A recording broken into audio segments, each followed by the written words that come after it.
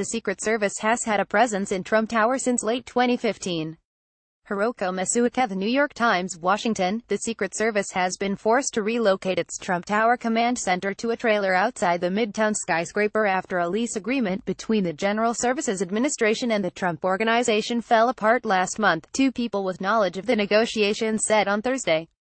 The Secret Service has had a presence in Trump Tower since late 2015, when then-candidate Donald J. Trump became a frontrunner in the race for the Republican presidential nomination.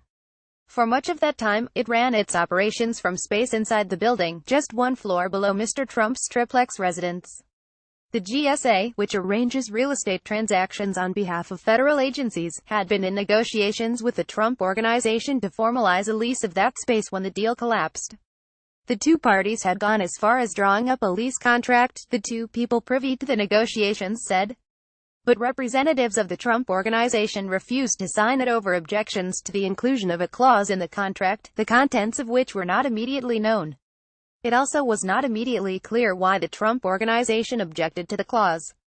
Amanda Miller, a spokeswoman for the Trump Organization, did not address that account. She merely said both parties had agreed the agency should look elsewhere. After much consideration, it was mutually determined that it would be more cost-effective and logistically practical for the Secret Service to lease space elsewhere, she wrote in an email. Pamela A. Dixon, a spokeswoman for GSA, declined to comment. Catherine Milhone, a spokeswoman for the Secret Service, said on Thursday that the relocation had no impact on the agency's security plan and that the agency still hoped to find an acceptable space. The United States Secret Service continues to work with GSA to obtain permanent workspace in an appropriate location, she said.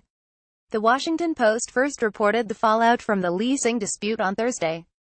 Though Mr. Trump has not visited the 58-floor tower since his inauguration, the Secret Service continues to have a significant role there. The agency is required by statute to protect the president's primary residence, regardless of whether any members of the first family are there or not. The agency's presence has diminished since Melania Trump, the First Lady, moved to Washington this summer. But with a mix of retail, commercial and residential space in the tower and two of the agency's protectees, Mr. Trump's two adult sons, regularly at work there, it still requires significant resources. The Secret Service, like other government agencies, relies on GSA to negotiate real estate transactions. It provides GSA with a list of specifications, like square footage, location and other technical requirements, needed for its operations, an agency official said. Those requests are negotiable, however. GSA negotiated a separate, successful lease on behalf of the Defense Department in April to be used by the White House Military Office. The 3,475 square foot space is privately owned, so Mr. Trump's company will not directly benefit from the government lease. It costs $130,000 a month.